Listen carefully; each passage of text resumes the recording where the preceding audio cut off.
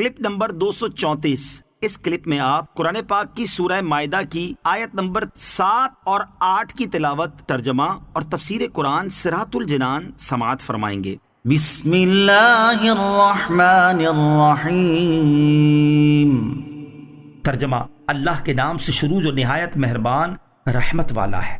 وَاذْكُرُوا نِعْمَةَ اللَّهِ عَلَيْكُمْ وَمِيثَاقَهُ الَّذِي وَاثَقَكُمْ بِهِ إِذْ قُلْتُمْ سَمِعْنَا وَأَطَعْنَا وَاتَّقُوا اللَّهَ إِنَّ اللَّهَ عَلِيمٌ بِذَاتِ الصُّدُورِ۔ ترجمہ: اور اپنے اوپر اللہ کا احسان اور اس کا وہ عہد یاد کرو جو اس نے تم سے لیا تھا جب تم نے کہا ہم نے سنا اور مانا، اور اللہ سے ڈرو، بے شک اللہ دلوں کی بات جانتا ہے۔ وَاذْكُرُوا نِعْمَةَ اللَّهِ عَلَيْكُمْ، اور اپنے اوپر اللہ کا احسان یاد کرو۔ اس آیت میں بیعت عقبہ یا بیعت رضوان کی طرف اشارہ ہے۔ مجموعی طور پر آیت مبارکہ کا خلاصہ یہ ہے کہ اے صحابہ، اللہ عز و جل کا اپنے اوپر احسان یاد کرو کہ اس نے تمہیں مسلمان بنایا اور تمہارے لیے آسان احکام بھیجے، ساری زمین کو مسجد اور پاک کرنے والا بنایا۔ نیز اس میثاق و معاہدے کو یاد کرو جو تم نے رسول اللہ صلی اللہ علیہ وسلم سے بیعت کرتے وقت بیعت عقبہ کی رات اور بیعت رضوان میں کیا۔ اس معاہدے میں صحابہ کرام نے عرض کیا تھا کہ ہم تاجدار رسالت صلی اللہ علیہ وسلم کا ہر حکم ہر حال میں سنیں گے اور مانیں گے۔ آیت وَاذْكُرُوا نِعْمَةَ اللَّهِ عَلَيْكُمْ سے معلوم ہونے والے مسائل۔ اس آیت سے چند مسائل معلوم ہوئے۔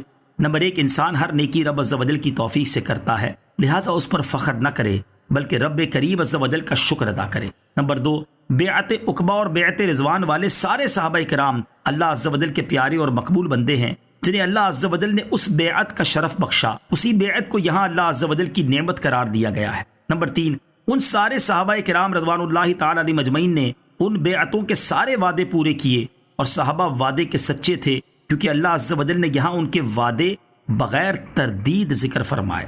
یا ایہا الذین آمنوا کونوا قوامین للہ شہداء بالقسط ولا یجرمنکم شنآن قوم علی الا تعدلوا اعدلوا هو اقرب للتقوى واتقوا اللہ ان اللہ خبیر بما تعملون۔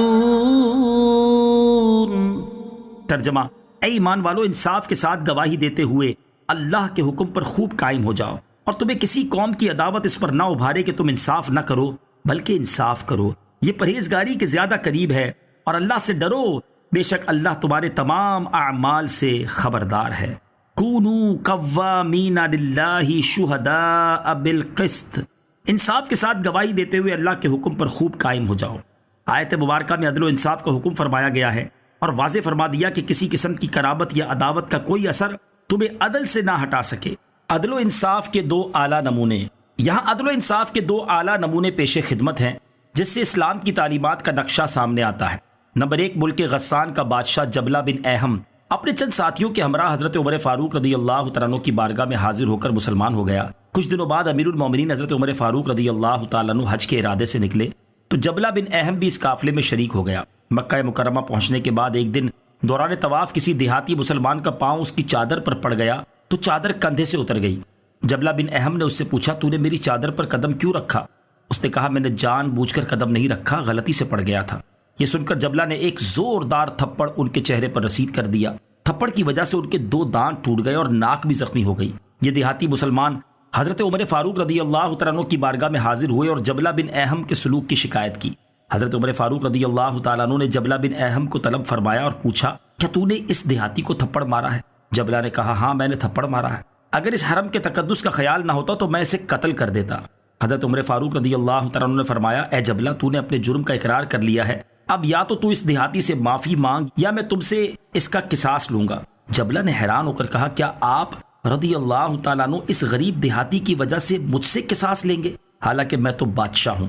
حضرت عمر فاروق رضی اللہ تعالیٰ عنہ نے فرمایا، اسلام قبول کرنے کے بعد حقوق میں تم دونوں برابر ہو، جبلہ نے عرض کی مجھے 1 دن کی مہلت دیجیے، پھر مجھ سے قصاص لے لیجیے گا۔ حضرت عمر فاروق رضی اللہ تعالیٰ عنہ نے اس دیہاتی سے دریافت فرمایا کیا تم اسے مہلت دیتے ہو؟ دیہاتی نے عرض کی جی ہاں۔ آپ رضی اللہ تعالیٰ عنہ نے اسے مہلت دے دی۔ مہلت ملنے کے بعد راتوں رات جبلہ بن احم غسانی ملک شام کی طرف بھاگ گیا اور اس نے عیسائی مذہب اختیار کر لیا۔ نمبر 2، ایک مرتبہ حضرت عمر فاروق رضی اللہ تعالیٰ عنہ اور حضرت ابی بن کعب رضی اللہ تعالیٰ عنہ کا آپس میں کسی بات پر اختلاف ہوا۔ دونوں نے یہ طے کیا کہ ہمارے معاملے کا فیصلہ حضرت زید بن ثابت رضی اللہ تعالیٰ عنہ کریں۔ چنانچہ یہ فیصلے کے لیے حضرت زید بن ثابت رضی اللہ تعالیٰ عنہ کے گھر پہنچے۔ حضرت عمر فاروق رضی اللہ تعالیٰ عنہ نے ان سے فرمایا ہم تمہارے پاس اس لیے آئے ہیں تاکہ تم ہمارے معاملے کا فیصلہ کر دو۔ حضرت زید رضی اللہ تعالیٰ عنہ نے بستر کے درمیان سے جگہ خالی کرتے ہوئے عرض کی اے امیر المومنین یہاں تشریف رکھیے۔ حضرت عمر فاروق رضی اللہ تعالیٰ عنہ نے فرمایا یہ تمہارا پہلا ظلم ہے جو تم نے فیصلے کے لیے مقرر ہونے کے بعد کیا، میں تو اپنے فریق کے ساتھ ہی بیٹھوں گا۔ یہ فرما کر حضرت عمر فاروق رضی اللہ تعالیٰ عنہ حضرت ابی بن کعب رضی اللہ تعالیٰ عنہ کے ساتھ حضرت زید کے سامنے بیٹھ گئے۔ مقدمے کی کارروائی شروع ہوئی۔ حضرت ابی بن کعب رضی اللہ تعالیٰ عنہ نے دعویٰ کیا اور حضرت عمر فاروق رضی اللہ تعالیٰ عنہ نے اس کا انکار کیا۔ حضرت ابی بن کعب رضی اللہ تعالیٰ عنہ اپنے دعوے کے ثبوت کے لیے گواہ پیش نہ کر سکے۔ اب شرعی اصول کے مطابق حضرت عمر فاروق پر قسم کھانا لازم آتا تھا۔ حضرت زید بن ثابت نے حضرت عمر فاروق رضی اللہ تعالیٰ عنہ کی شخصیت اور مرتبے کا اور رتبے کا لحاظ کرتے ہوئے حضرت ابی بن کعب سے کہا آپ امیر المومنین سے قسم لینے سے درگزر کیجیے۔ حضرت عمر فاروق نے فوراً حلف اٹھا لیا اور قسم کھاتے ہوئے فرمایا زید اس وقت تک منصب قضا یعنی جج بننے کا اہل نہیں ہو سکتا جب تک عمر اور ایک عام شخص اس کے نزدیک مقدمے کے معاملے میں برابر نہیں۔